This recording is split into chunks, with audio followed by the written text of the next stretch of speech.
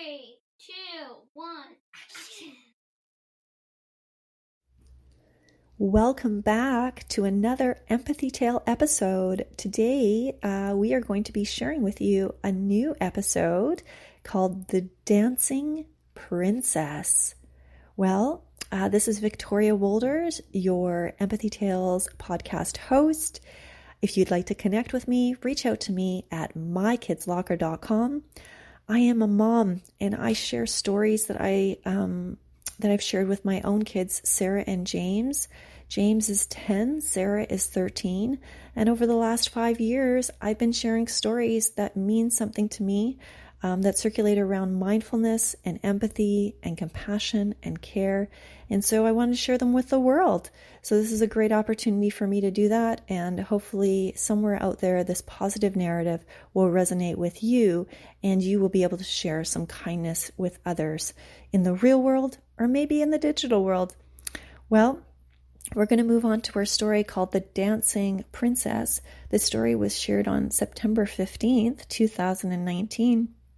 And the story actually came from a real life event where a Jewish woman who was in Nazi Germany was actually saved from grief and imprisonment because she knew how to dance. And at one point she was given some bread from some Nazi soldiers. And what happened was she shared that bread when she got back to her confinement with some other people. And in the future, what happened was she was walking, she had to go on a very long walk. And during that time, she almost collapsed. But the people that she fed that bread to carried her. And I think that was a really beautiful story. So this story is actually off of, loosely based off of a story that I had heard. And that was actually from a Super Soul Sunday episode, which is kind of cool. And I will actually share that in the recording. Well, I hope that you are nice and comfortable because it's time for me to begin. Okay, here we are at episode 63, The Dancing Princess. Once upon a time, a long time ago, in the land of the Oak and Eagle Kingdom, there lived a princess. She was young, and she was a beautiful dancer. She was also a wonderful singer, and she was known across the land of the Western Eagle as being the most talented dancer and singer. And so she lived in a castle above the village. And what would happen would be she would go down to the village and she would dance and sing. And people would stand in awe. And they were amazed by her talent. Well, she was young. She was a young teenager.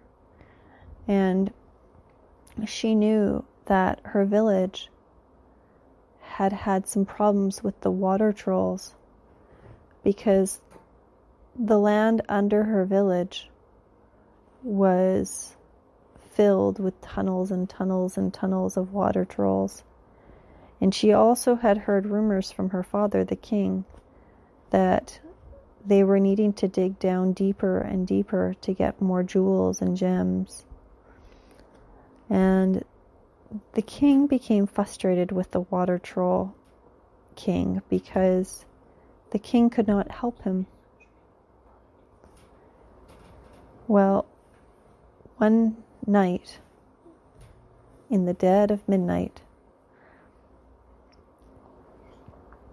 the water trolls raided the village and took all the teenagers from the land and kidnapped them with blindfolds. And that included the dancing princess. And the water trolls took them all the way down, down, down, down, down into the tunnels. Now, they were weak and were not as strong as the trolls, and so they could not get away. And by the time their blindfolds were off, and they were young teenagers and kids. No, just kidding. Well, we need some teenagers. I'll tell you why. Okay. So the dancing princess was one of the eldest who was brought down. And what shortly happened was they took off their blindfolds, but they didn't know exactly where they were. And they didn't know how to get out. Well, the water troll king had heard of the kidnapping of the 50 children. And he decided to go visit them. And when he went down into the maze of tunnels, he found them. And he said, "I've heard that one of you is a dancer and a singer." And she put up her hand and said, "Yes, don't paint. Get some cream." Said, don't, it'll leave a scar. So, she said, "I am the dancing princess." He said, "I'd like you to dance and sing for me." So, he took her and put her in his throne room, and she danced and sung for him. And he said, "Because of your dancing and singing,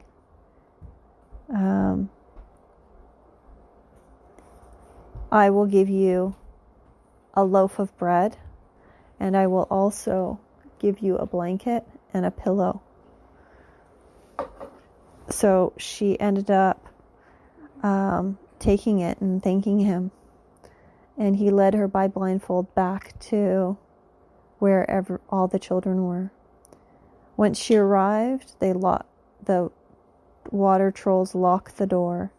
And they said, "For the next 49 days, you will be down here and you will serve us to help us find more gems and jewels. We blame the dancing princess's king, the father, as being a problem. That if he had just listened to us earlier and sent you down here, then we wouldn't have this problem. But now we've had to take you." So, as the water trolls left, the dancing princess said, "I have some bread." She began to break the loaf into many different pieces and give some bread for each child down there. As well as, she said, "Who needs a blanket? And who needs a pillow?" And what she said is, for the next 49 days, everyone will be able to have the blanket and pillow for one night. As I'm going to share this with you. So every day and every night, somebody was able to have the blanket and the pillow, except for the dancing princess. Well, the next 49 days, they slaved away in hopes that the father, the king, and the villagers would find them.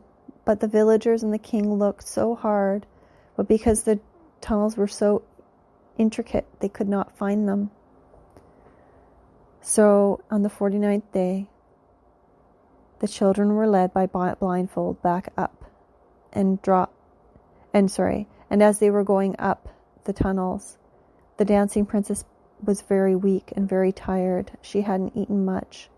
Well, what the children decided to do is they decided to use the pillow and the blanket, and they carried her.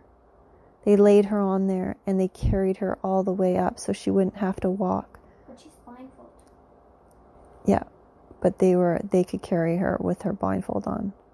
And as she lay on the blanket, as they carried her, she was grateful that they were kind to her and helped her. By the time they got to the top, it was midnight. Everyone was sleeping. And the children lay in the middle of the village, and the water trolls disappeared.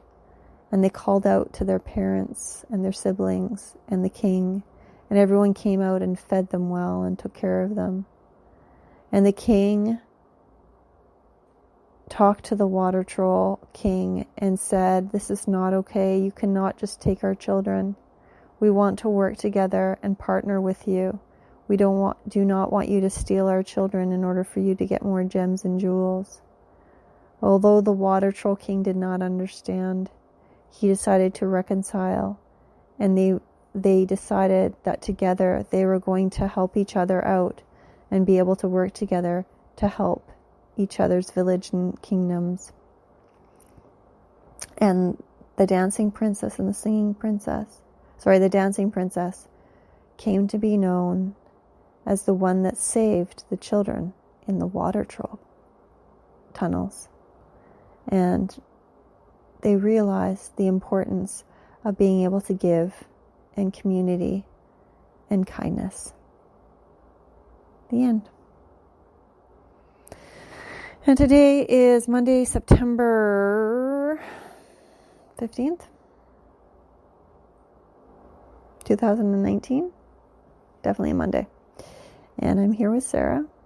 And this story did come from the basis of a story I heard on a podcast, Super Soul Sunday, with a doctor. I can't remember her name. Anyways, she survived the Holocaust and wrote a book called Choice. And in it, she talks about how she gives some of her Holocaust fellows bread because she danced in front of one of the supervisors, and then on the death march, months later, she's about to collapse, but the people carried her in with their arms as if it was a chair to help her. So the very people she gave bread to were the people that helped her. And this story was the basis of this empathy tale story about kindness and compassion. The end. Thank you for listening. This is Victoria Wolder signing off. Well, I hope that you enjoyed today's episode called The Dancing Princess. This story was shared in September 2019. This is Victoria Wolders, your Empathy Tales podcast host, and host. And today's quote is, "The people that she cared for carried her." And I thought that was such a beautiful quote. Because often when we care for people, they also carry us through other times. And so I think it's important to remember that when we care, we also share that love with other people. Now, we don't always expect for it to come back, but often it does come back. And when it does come back, when we're in a time of need, that's when people will often come and care for us. So I hope today you'll be able to kind of walk away with some great insights into mindfulness and care and compassion and empathy. Well, until next time, I hope you create compassion one story at a time. Thank you for joining us today.